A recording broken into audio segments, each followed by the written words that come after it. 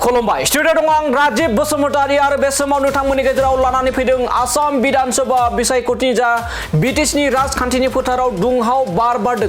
बे समाव दुंहाव बार बारदों उदालगुरि जिल्लायाव आरो मानि थाखाय बेबायदि सुनामि बायदि बार बारदों राजखान्थिनि फोथाराव आरो बे बाथ्राखौ बुंदों राजु कुमार नार्जारी बिथाङा।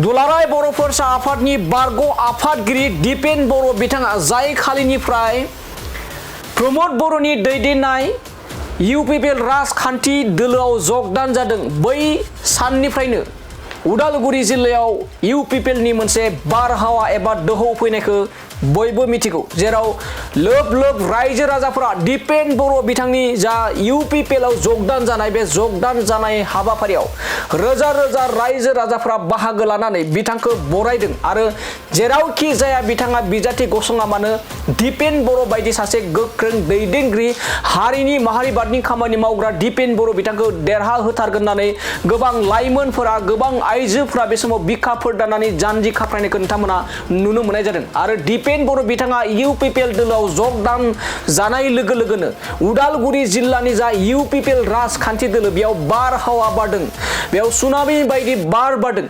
नंगौ, बे समाव दिपेन बर' बिथाङा साननै सिगां इउपिपिएल दोलोआव जगदान जादोंमोन आरो बे साननिफ्रायनो उदालगुरिनि जा इउपिपिएलनि थासारि बे गोबां गोजौ थाखोआव थांदों आरो बारहावा बारदों।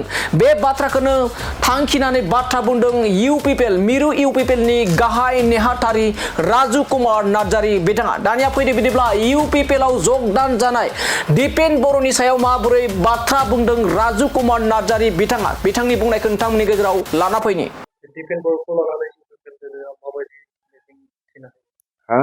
मैया जों उदालगुरियाव थांदों, थांनानै जेरैबायदि जों थासारि नुहैबाय उदालगुरि टाउनाव, आंथ' बेबायदि सानाखैमोन। आदा दिपेन बर' गोबाव सम फ्राय 25-30 बोसोर बर' माहारिनि थाखाय खामानि मावनाय, दुलाराय बर' फरायसा आफादनि बिबान लानानै खामानि मावबोनाय सासे लेखा गोरों लाइमोन, इंलिसाव MA बिथाङा सासे साबजेक्ट टिचारमोनबो आरो सासे आबादारिनि फिसाज्ला, जेरैबो थिंजायनिफ्राय आखा फाखा सासे मानसि, बेसेबां गोबाव समाजखौ सेबा खालामनानै दिनै राजखान्थियाव फैदों। मैया एकदम बारहुंखा बारनाय बायदि टाउनाव उदालगुरि टाउनाव एकदम मानसिफ्रा गावसोरनो फैदों, रोजा रोजा मानसि। रेलियावबो एकदम बुंनो थाङोबा हासिब गनसि थुनो जायगा गैलायलायै मानसि जादों मैया रेलियाव।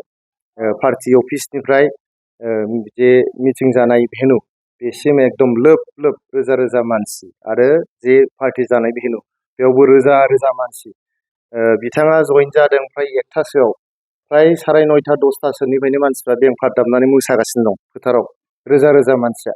बे थासारिखौ नायनानै नुदों आं आदा दिपेन बर'आ जे इउपिपिएलआव हाबबाय, दिनै इउपिपिएलआ जोबोद मजबुत जाबाय आरो आं सानो बिथाङा माने जुदि गाव सानोब्ला बबेबा मोनसे बिजाबनिफ्राय बिसायख'थि गेलेनानै रायजोखौ सेबा खालामलांनोसै होननानै जुदि आदा दिपेन बर'आ सानोब्ला बे बिजाबनिफ्रायनो बेखौ इउपिपिएलनिफ्राय टिकेट होगोन होननानै आं सानो।